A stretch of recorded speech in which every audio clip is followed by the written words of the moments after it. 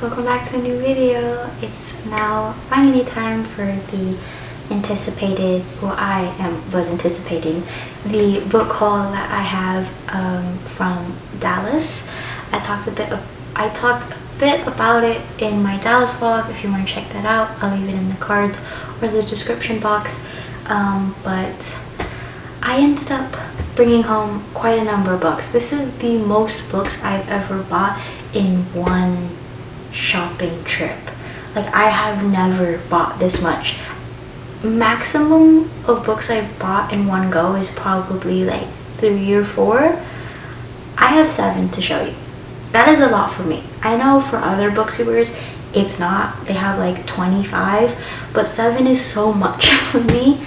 So yeah, this is a hefty haul. Also, I'm pretty sure it's going to be like 45 minutes because I always talk way too much when it comes to books, but I will try my best to talk coherently and as quickly as I can. Also, if the lighting is weird in some parts and different, like it's light and then darker and then light and then darker, the sun is playing a game today. I can't do anything about it. It goes into the shadows, it comes back out. It's doing all kinds of things today, so please, I'm sorry, but I hope it's not too distracting.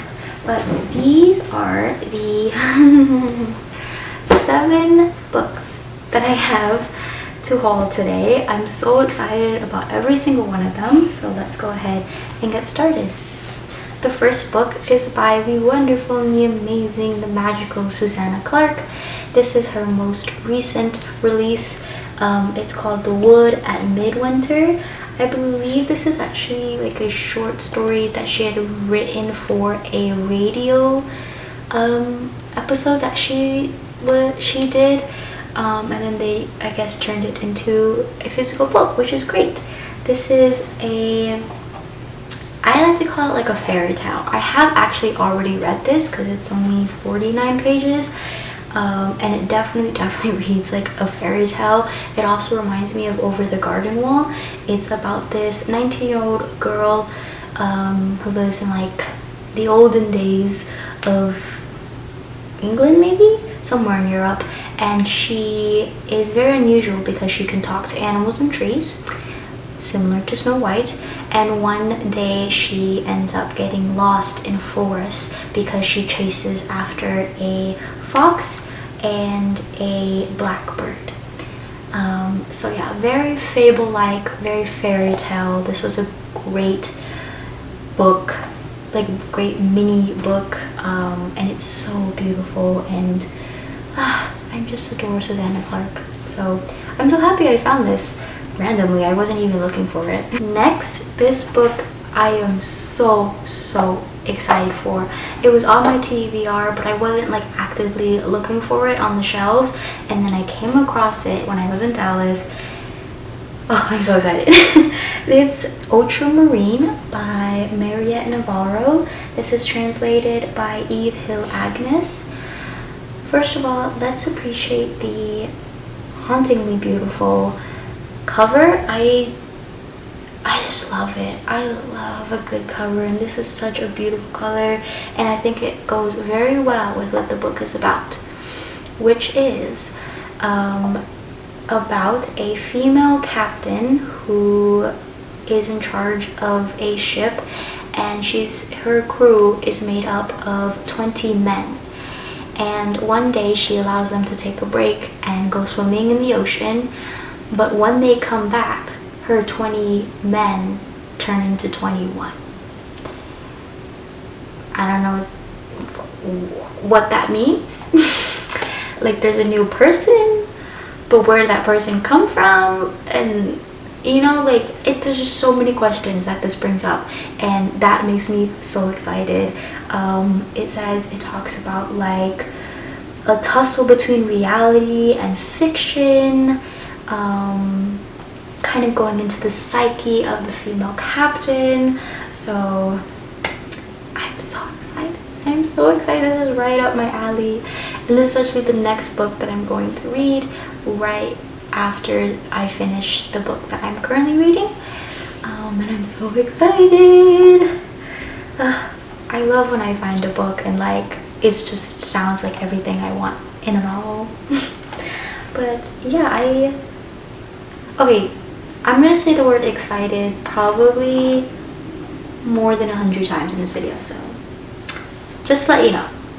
Because all these books make me excited. Should I look up a synonym for that word? Ecstatic? Never mind. Okay. Then we have the one and only Miss Ursula K. Le Guin. This is my first Le Guin for this year, and it is the wonderful and the exciting Dispossessed.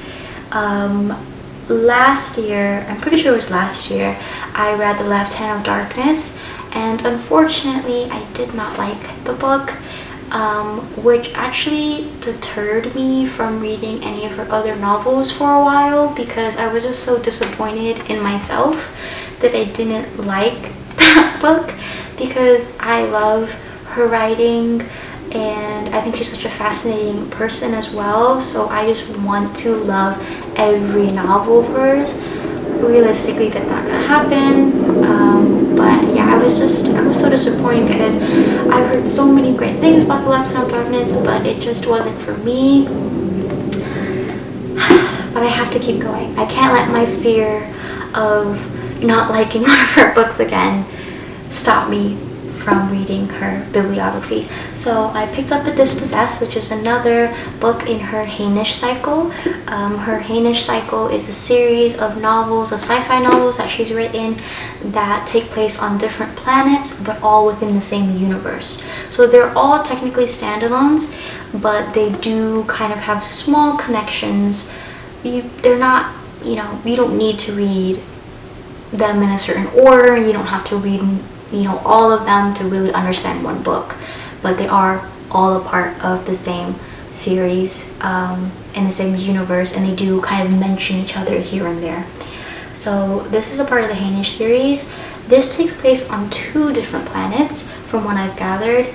The main character is an anarchist named Shevik who travels between these 2 planets, and they are, I'm assuming, polar opposites of each other. So one is like all about individualism, the other is all about collectivism, the other one is about like capitalism, the other is anarchy.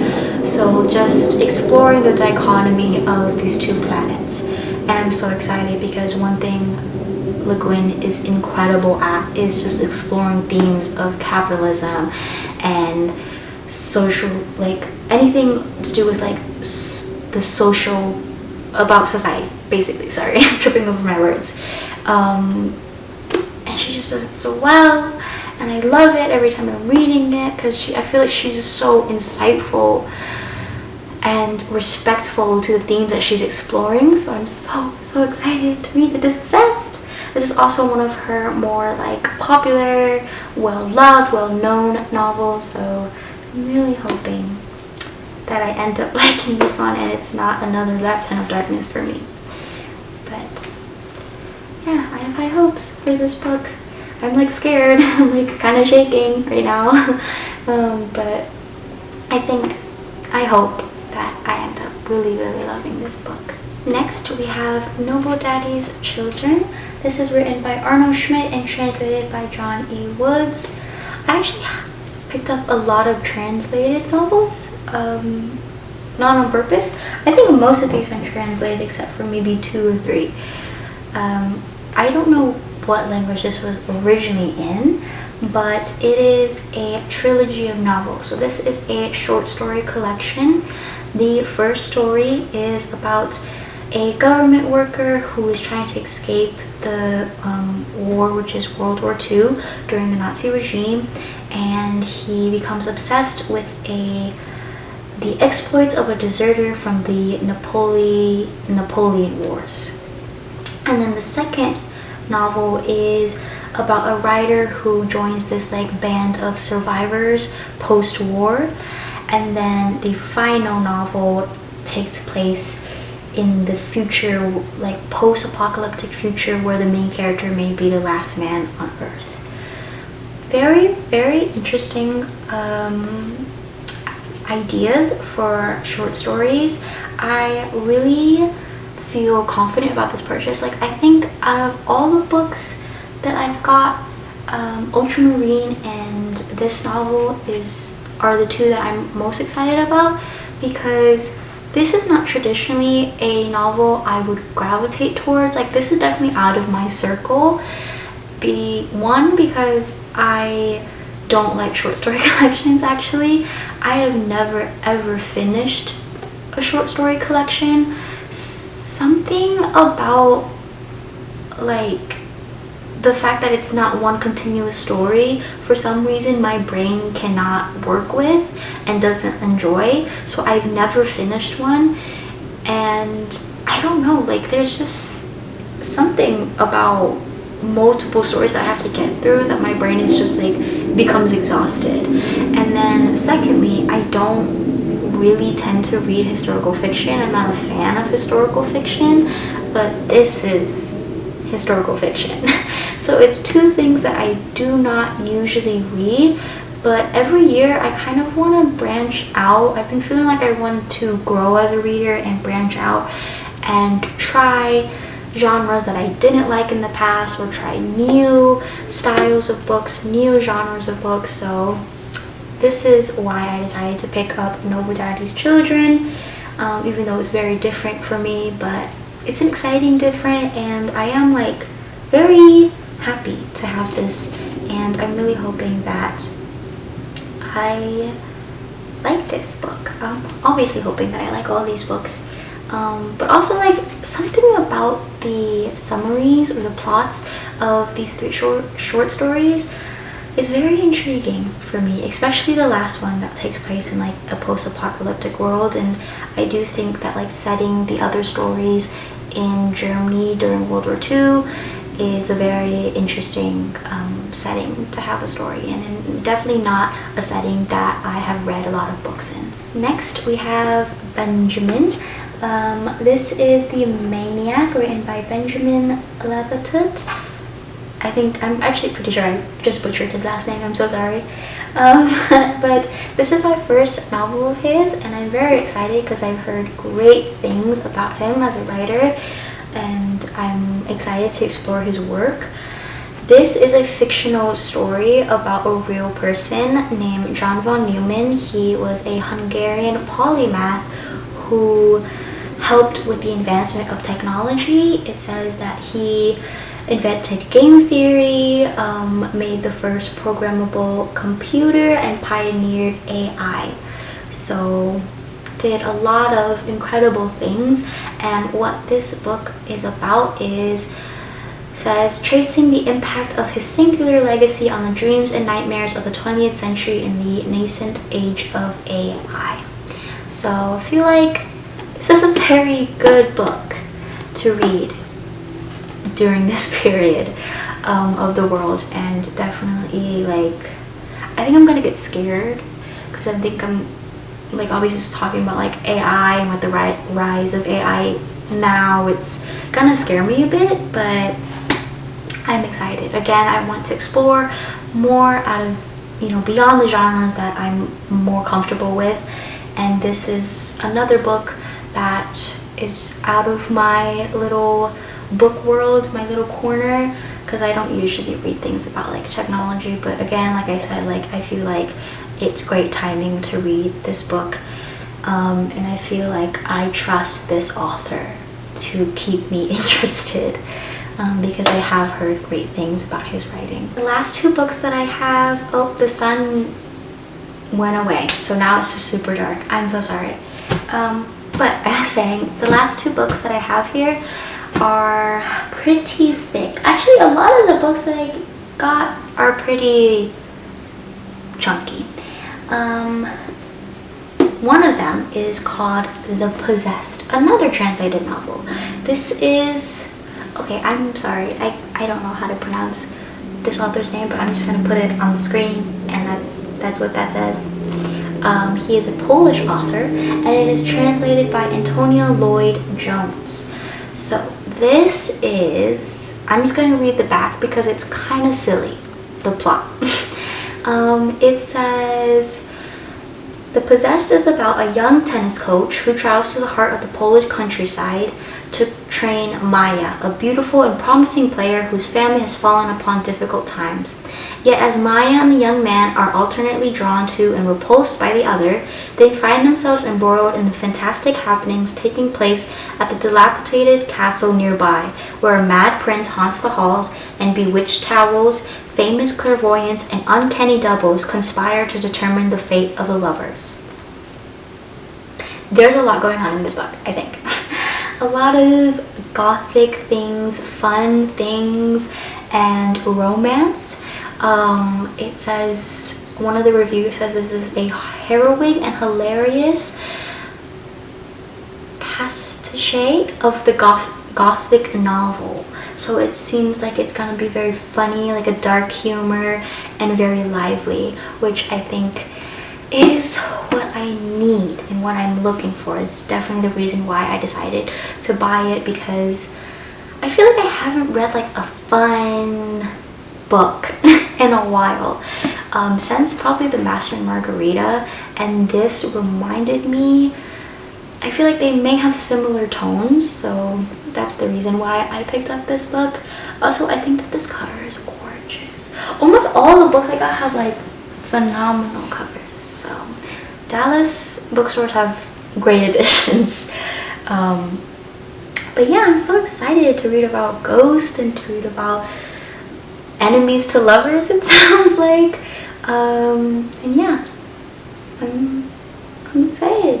I hope this book is super fun, and I probably will end up reading this towards the end of the year, because I feel like I would need to read like a book that feels like a break. Like I need something fun and exciting and whimsical to read. And then finally, the seventh and the last book that I have to show you is The Anomaly by Hervé Letellier, and it's translated by Adriana Hunter.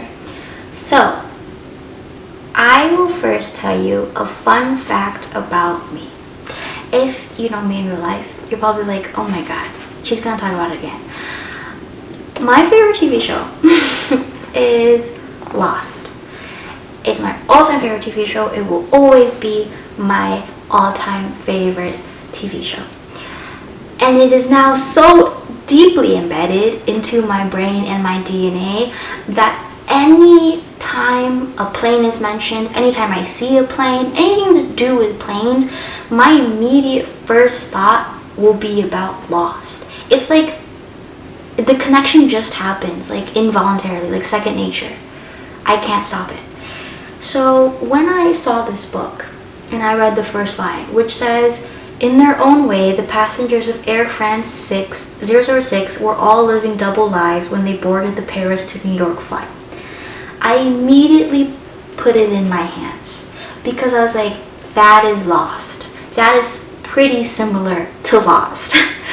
The Anomaly is about, like I just read, a plane, and the main characters are a couple of passengers on this flight who are living double lives, who have secrets they want to keep hidden, and just as they're about to land to New York, they hit really bad turbulence. They do end up landing safely in New York, but once they come out of the plane, I guess they show up in like an alternate reality, or they meet their doppelgangers, something like that. As some aspect of like sci-fi, of alternate reality. It sounds so interesting and definitely reminds me a lot of Lost, because one, planes, right? Plane. Lost, they crash, but they did hit turbulence, so you know, that's something similar.